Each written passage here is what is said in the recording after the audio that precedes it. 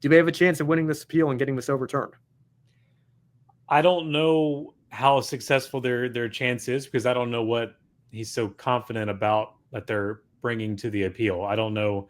That's kind of like that insider stuff that we don't really have information on. So I just know when they came to the sticks, it didn't match up, and so I'm I'm happy that I'm happy that NASCAR takes their post race inspections seriously enough that they're they're not showing a bias towards who they know obviously would be a favorite winner. Even going through all the pomp and circumstance of planting the flag on the moon and in the ball field, and just the raw emotion that Parker Kligerman had. I'm glad that they're still, and they're not just checking it once and going, all right, that's it. No, you didn't make it. I'm sure they went through every measure to make sure, is this right? Is this right? No, it still doesn't line up. Is it right? No, it still doesn't line up. Sorry, man. Wanting the best for, it looks bad for NASCAR anytime that your declared winner isn't the winner. So they really want to, for their sake too, they want to make sure that this is right, but that you got to maintain the integrity of the sport in all counts. And I know we're not doing that well in some places, but if we can do them in some places, I'd like it to be in the post-race inspection room and pre-race inspection too. So glad that they had the guts to do something like this. But man, I hope Parker Kligerman gets his appeal tomorrow. I hope whatever case they have to bring before the court, I hope that it works out for him. And they seem really confident enough about it to bring it up on the CW broadcast like multiple times. Something that you would think would be kind of against NASCAR, I guess, to say out in the open, but saying it on the CW broadcast, I found that surprising. But he's a part of that booth. It's a part of his story. And in the pre-race, we'll get to the CW in a moment, but in the pre-race, they had Chance in the back. Parker won. Parker, they were giving Parker a chance, and he couldn't help but grinning. But he of course can't acknowledge that at the time. Yeah, well, I was trying to get this tweet pulled up here, so I'll show you what Parker said on X the morning after. He says, "Biggest win of my life. Thank you for all the wonderful messages. Over 700 texts. I will not be commenting any further until we are able to present what I believe is a very, very valid case. Until then, I'm focused on my job with the CW Sports and NASCAR Xfinity, because the drivers and teams deserve the full focus on the massive stage ahead of them." So I think absolute class from PK there. Yeah. And he is. Yeah. And again, we'll see.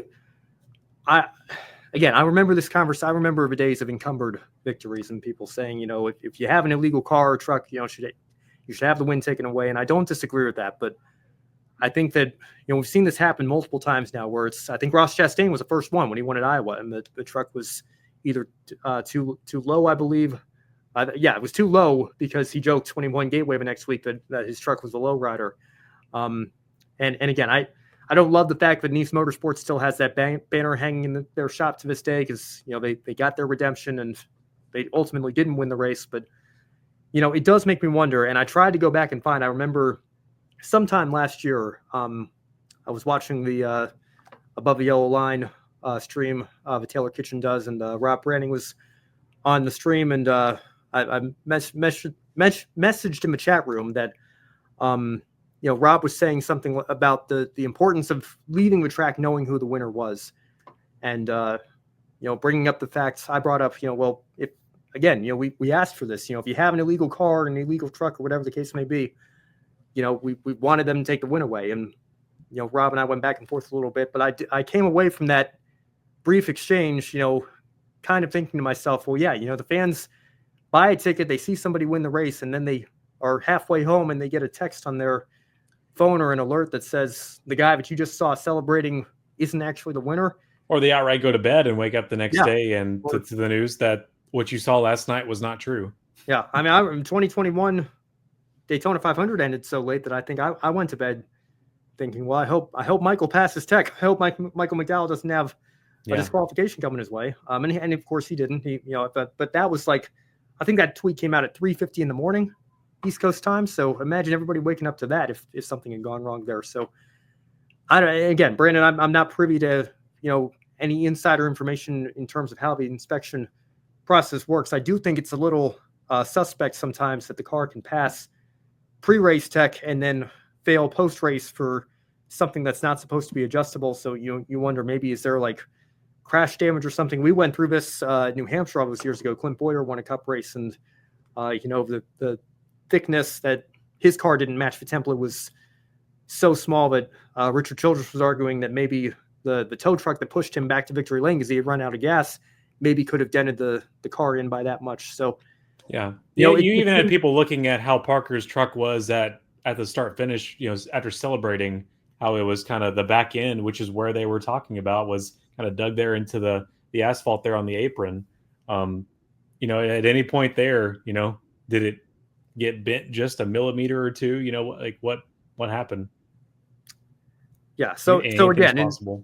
In light of that, I don't know, what could be done here to reform the process, but I don't know, Brett, do you think there's a way NASCAR could revisit how they do this to maybe, instead of this taking 90 minutes after the race, the car stops, at the entrance of pit road and they do some final checks. And if they find something there, in 2 or 3 minutes, maybe, they have the win taken away. Like, I don't know what we could do, but I do think there is something to be said for, finding out about this, after you've already left the track. And yeah, we'll see what comes from this appeal process. But do you think there's a better way to do what we're doing now with inspections and disqualifications? I mean, yeah, I know enough to know that it's messy and it doesn't look good it doesn't look good for the team that got caught. Doesn't look good for the sanctioning body that takes 2 hours to figure out, that, and for all the social media work, as for someone that runs social media accounts, like all that legwork that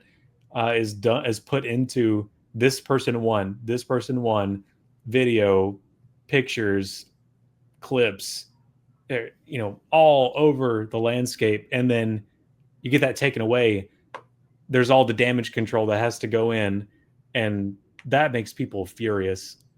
I mean, it just does. You can't stop humans from doing that. So just all the firestorm that comes after saying actually that person didn't win, Corey Heim won, is hard to clean up. So I'm optimistic that Parker Kligerman is optimistic about tomorrow. I just really hope that works out for him, because it did work for him. But I don't know enough about the inspection process to know how we could change what they do. I just want them to still be thorough, and as long as they're right, I honestly don't care too much of how long it takes. I'm just glad that they care enough about it that that part is not entertainment too. That is a part of the sport that screams sport to me. Yeah, and I mean, again, I think I'm not. Again, I don't have any insider info or anything, but I think if your engine is overpowered, that's one thing. If your spoiler's at an angle to give you a competitive advantage, or if the window's dented in, like we went through that with Kevin Harvick all those years ago in the Cup Series. If you're lining your innards with rocket fuel, yeah, there's that as well. If there's a clear competitive advantage that has come from a modification on your vehicle, then absolutely you should have the win taken away. But if it's a matter of ride heights or something that can get bent out of shape during the race, again, I have mixed feelings about that. And again, the fact that it takes so long after the race to find that and figure that out, I don't know. I do wonder if there's a better way to go about doing this.